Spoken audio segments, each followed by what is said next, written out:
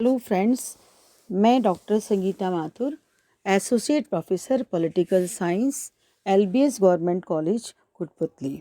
आज BA part first के students को राजनीति विज्ञान के परंपरागत और आधुनिक दृष्टिकोण को मैं पेपर फर्स्ट राजनीति विज्ञान के मूल आधार के अंतर्गत पढ़ाऊंगी। जैसा कि हम सबको मालूम है कि राजनीति विज्ञान विषय की एक लंबी परंपरा रही है। यूनानियों को इसके जनक का श्रेय दिया जाता है, क्योंकि इस दिशा में उन्होंने विशेष योगदान दिया है। और यूनानी चिंतकों के समय से लेकर आज तक विभिन्न चिंतकों, सिद्धांतवेत्ताओं और विश्लेषकों के योगदानों से राजनीति विज्ञान के रूप व उसकी परंपराएं समय समय पर बदलती रही हैं। मोटे तौर पर राजनीति विज्ञान के दो रूप उभर कर सामने आए हैं। पहला परंपरावादी राजनीति विज्ञान और दूसरा आधुनिक राजनीति विज्ञान। परंपरावादी राजनीति विज्ञान मुख्य रूप में मानकात्मक यानी नॉर्मेटिव है और इसलिए इसको मानने वाला राजनीतिक सिद्धांत शास्त्री राजनीतिक दार्शनिक सा लगता है। आधुनिक राजनीति विज्ञान मुख्य रूप में व्यवहारवादी या अनुभवाश्रित एम्पिरिकल है और इसलिए इसको मानने वाला राजनीतिक सिद्धांत शास्त्री राजनीति वैज्ञानिक जैसा लगता है। लेकिन इन दोनों के बीच कोई बड़ी विभाजन रेखा नहीं खींची जा सकती। इन दोनों के विशिष्ट लक्षण एक दूसरे को अति व्याप्त करते हैं। हम राजनीति विज्ञान को समझने के लिए दोनों दृष्टिकोणों को समझने का प्रयास करेंगे। सबसे पहले हम राजनीति विज्ञान की परंपरावादी का जो परिभाषाएं हैं या परंपरावादी जो अर्थ या अभिप्राय है उसको हम देखना चाहेंगे। राजनीति विज्ञान एक प्राचीन विषय है। परंपरागत राजनीति विज्ञान से अभिप्राय वह राजनीति विज्ञान है जो व्यवहारवादी क्रांति से पूर्व प्रचलित था।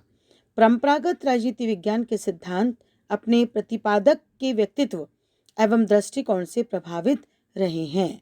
प्लेटो से लेकर एक्विनास, रूसो, कांट और हीगल तक राजनीतिक सिद्धांतों को सदैव आचार शास्त्र अथवा दर्शन शास्त्र के अंश के रूप में प्रतिपादित किया गया है।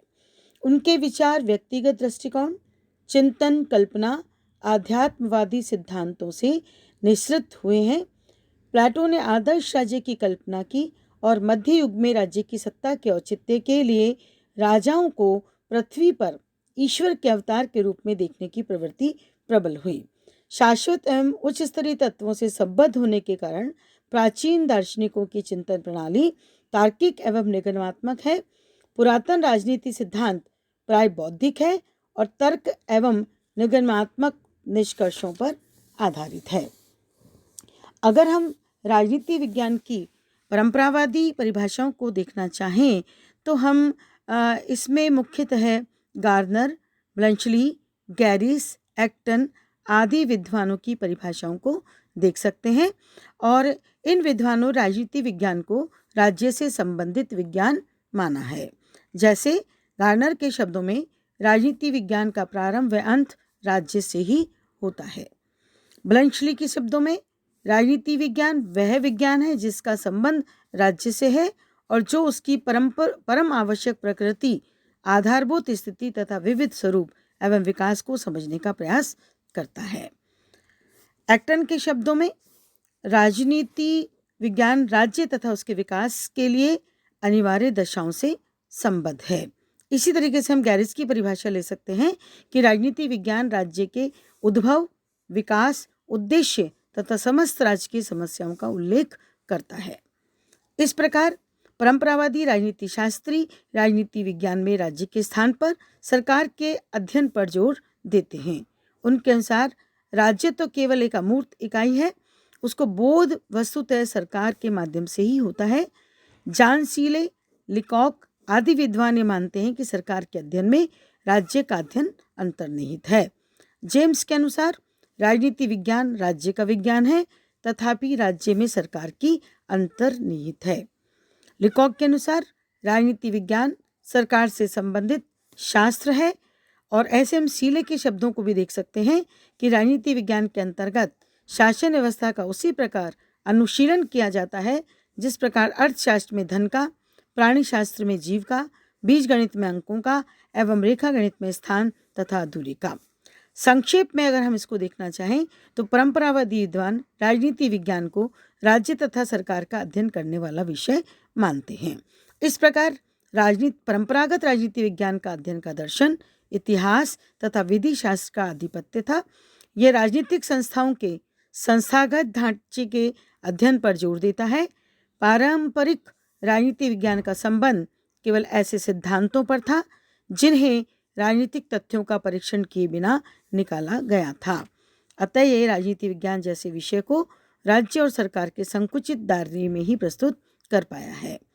राजनीति विज्ञान का अगर हम क्षेत्र परंपरागत दृष्टिकोण से देखना चाहें तो राजनीति विज्ञान के अध्ययन की विषय वस्तु राज्य है, किंतु यह प्रश्न उपस्थित होता है कि राज्य के वे कौन से पहलू हैं जिनका विवेचन राजनीति विज्ञान द्वारा किया जाता है, अर्थात इसका क्षेत्र क्या है। अगर हम यूनेस्को सन 1948 में यूनेस्को के तत्वाधान में राजनीति शास्त्रियों ने एक सम्मेलन जो पेरिस में आयोजित किया गया था उसमें बताया था कि राजनीति विज्ञान के क्षेत्र कौन से हैं। तो हम अगर उनको देखना चाहें तो उनमें प्रमुख हैं, पहला राजनीति सिद्धांत अर्थात राजनीतिक विचारों का इतिहास तथा राजनीतिक सिद्धांत, दूसरा राजनीतिक संस्थाएं यानी संविधान, राष्ट्रीय, क्षेत्रीय एवं स्थानीय सरकारें, लोक प्रशासन, सरकार के सामाजिक तथा आर्थिक कार्य तथा तुलनात्मक राजनीतिक संस्थाएं। तीसरा बिंदु हम ले सकते हैं दल, समूह तथा जनमत, दल प्रणाली, दबाव तथा हित समूह, जनमत तथा शासन में जनता की भागीदारी, और चौथा पॉइंट हम अंतर्राष्ट्रीय संबंध को इसके क्षेत्र के अंतर्गत दे सकते हैं, जिसके अंतर्गत हम अंतर्राष्ट्रीय राजनीति, अंतर्राष्ट्रीय विधि, अंतर्राष्ट्रीय संगठन और प्रशासन को देखना चाहेंगे। इस प्रकार परंपरागत राजनीति विज्ञान राज्य एवं सरकार का सांगोपांग, उसके अंग उपांगों का अध्ययन करता है। राज्य एवं सरकार के अतिरिक्त उसकी कोई अन्य रुचि नहीं है, अतः राजनीति विज्ञान का आदि और अंत राज्य ही है। अगर हम परंपरावादी राजनीति विज्ञान की अध्ययन पद्धतियों को देखना चाहें तो प्रमुखतः उनकी अध्ययन पद्धतियों में हम शामिल करेंगे दार्शनिक पद्धति को, ऐतिहासिक पद्धति को, तुलनात्मक पद्धति को और विधि संबंधी पद्धति को। अगर हम परंपरावादी राजनीति विज्ञान की विशेषताओं को देखें तो हमें कुछ विशेषताओं का यहाँ उल्लेख करना आवश्यक लगता है और हम कहेंगे कि जो विद्वान हैं उन्होंने राजनीति विज्ञान के जो विचार व्यक्तिपरक और उनकी चिंतन प्रणाली निगमनात्मक जो मानी गई है वो परंपरागत राजनीति विज्ञान की विशेषताओं को इंगित करता है। और प्रमुखतः अगर हम विशेषता लें तो उसको हम इस प्रकार से देख सकते हैं। पहली विशेषता कल्पनात्मक और आदर्शी के रूप में हम देख सकते हैं। दूसरा अपरिष्कृत परंपरागत पद्धतियाँ हमें इसके अंतर्गत देखने को मिलती हैं। तीसरी विशेषता के तौर पर हम नैतिकता और राजनीतिक मूल्यों पर विशेष बल देने वाला इसको विज्ञान मान सकते हैं। चौथा यह एक राज्य एक नैतिक संस्था है ऐसा ये मानता है और इसमें अरस्तु के अनुसार कहा भी गया है कि राज्य का अस्तित्व सद जीवन के लिए है, मात्र जीवन के लिए नहीं। और नेक्स्ट अगर हम परिभाषा के तौर पर देखना चाहें तो वह है कानूनी औपचारिक संस्थागत अध्ययन पर ये बल देता है और इसलिए डाइसी, मुनरो, ऑग एवं जिंक ने अपने अध्ययन केवल औपचारिक संस्थागत व्यवस्थाओं के विवेचन तक ही सीमित रखे हैं। नेक्स्ट विशेषता के तौर पर हम देख पाएंगे कि ये प्रधानतः संकुचित अध्ययन है और ये कहा गया है कि परंपरागत राजनीति विज्ञान के लेखकों की विशेषता रही है कि इनके अध्ययन प्रमुखतः पाश्चात्य राज्यों की शासन व्यवस्था की संकीर्ण परिधि में बंधे रहे हैं। इसकी विशेषतः जो हम परिभाषा और ले सकते हैं वो है दर्शन शास्त्र से प्रभावित अध्ययन। परंपरागत राजनीति विज्ञान का एक बहुत बड़ा भाग दर्शन शास्त्र से अत्यधिक प्रभावित है और परंपरागत राजनीति विज्ञान पर सर्वत्र दर्शन शास्त्र इस प्रकार छाया हुआ है